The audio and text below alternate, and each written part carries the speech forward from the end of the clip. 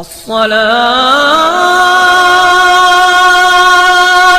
خير من النوم. السلام علیکم ورحمۃ اللہ وبرکاتہ.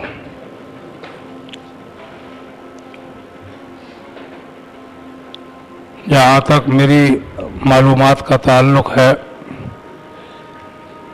اس سال 14 شعبان المعظم 28 مارچ بروز اتوار اور شعبان کی 15 تاریخ بروز پیر 29 مارچ کو پڑ رہی ہے.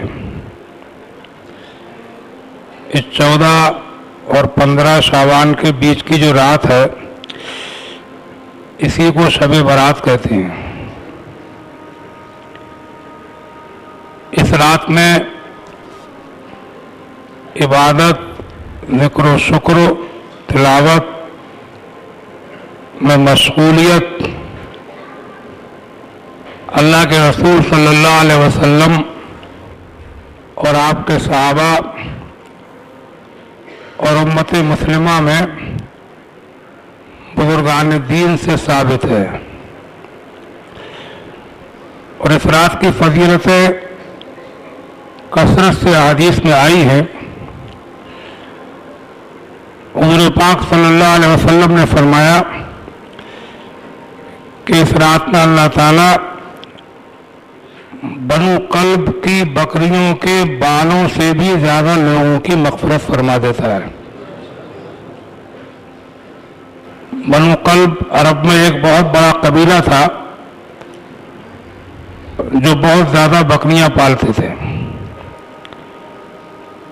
اس رات میں صریح اور صحیح حدیث سے یہ بھی ثابت ہے کہ رسول پاک صلی اللہ تعالی علیہ وسلم مدینہ طیبہ کے مشہور قبرستان جنت البقیع شریف میں تشریف لے گئے تھے. اپنے یہاں 15ویں شب میں 14 کا دن ختم ہونے کے بعد شام کو حلوہ وغیرہ پکا کر اس کے اوپر فاتحہ دلانے کا بھی رواج ہے.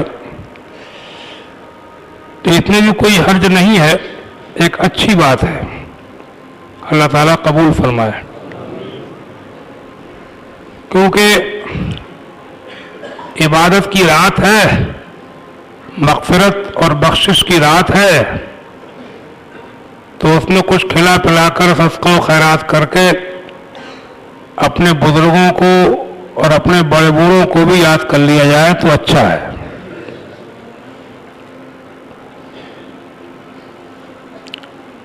اللہ تعالیٰ قبول فرمائے. اور ایک چیز یہ بہت سننے میں آتی ہے، شب برات حلوہ وغیرہ بنتا ہے، اس سے پہلے ایک دن اور حلوہ بناتی ہیں عورتیں، اس کا نام رکھا انہوں نے عرفے. بعض جگہ یہ بھی سننے کو ملا کہ اس عرفے کے بھی انہوں نے 2 حصے کر لیے، نئے مردوں کا الگ اور پرانوں کا الگ.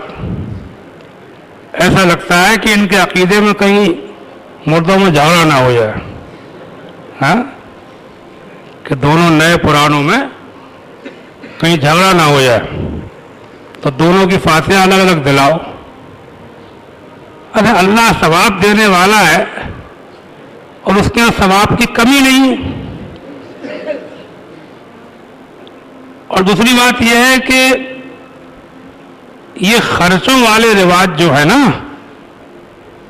جن کاموں میں خرچہ ہوتا ہے، یہ خرچوں والے رواج زیادہ نہیں ڈالنا چاہیے. جب رواج بن جاتا ہے تو اس کو عام لوگ سمجھ لیتے ہیں ضروری.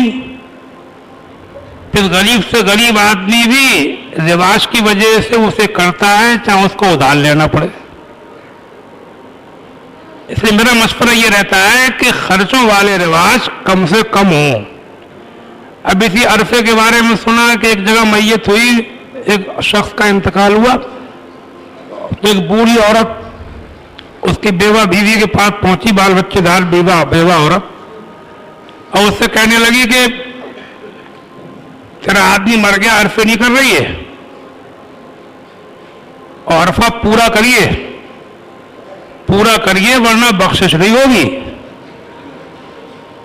انہوں نے کہا پورا کیسے ہوگا؟ کہا 7 کلو سوجی کا ہوگا. بال بچے دار, غریب عورت, بیوہ.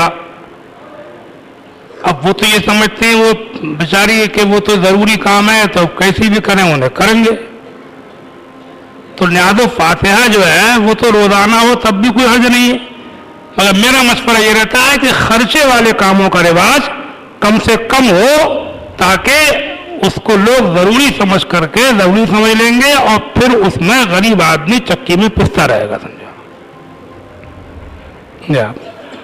اور ادھار قرضے لے کر کے تو فاتحہ کرنے کو منع کیا آپ نے سنی علماء نے, سمجھے نہیں؟ اور یہ عرفے کا لفظ میں پتہ نہیں, اللہ جانے, میں تو آج تک سمجھا ہی نہیں کہ اس فاتحہ کو عرفہ کہتے کیوں ہیں. عرفے کے لغت میں دیکھے معنی, اصطلاحی معنی دیکھے, شرعی حیثیت دیکھی تو اس میں پتہ نہیں اس فاتحہ کا نام عرفہ کیوں رکھا ہے. شب برات کا ذکر تو حدیثوں میں ہے, لیکن اس کا کوئی مجھے سراغ نہیں ملا. بہرحال میں ناجائز تو نہیں کہہ سکتا کہ اس میں بھی کوئی برا کام نہیں ہے, لیکن میرا مشورہ یہی ہے, میرے خیال میں تو یہ آتا ہے کہ بزرگوں کی اور پرانے مردوں کی, نئے مردوں کی, سب کی فاتحہ ایک ہی رات میں کر لو. ہاں سیدھی بات ہے.